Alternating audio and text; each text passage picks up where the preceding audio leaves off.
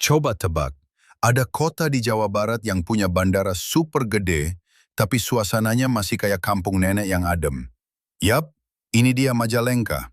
Kota yang terkenal dengan gunung, sawah, wisata alam, dan angin yang kadang lebih kenceng dari cat. Kita temenan aja ya.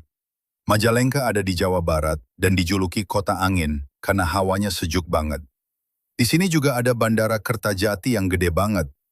Yang bikin kaget, di Majalengka ada teras ring Panyawoyan yang cantiknya bikin orang mendadak jadi fotografer profesional.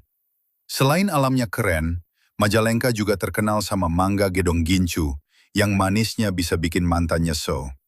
Kalau orang kota healing ke Majalengka, baru 10 menit udah bilang, "Wifi boleh lemot, tapi hati saya akhirnya tenang." Follow buat fakta unik lain yang bikin ngakak tapi nambah ilmu. Dan komen, kota apa lagi yang harus dibahas?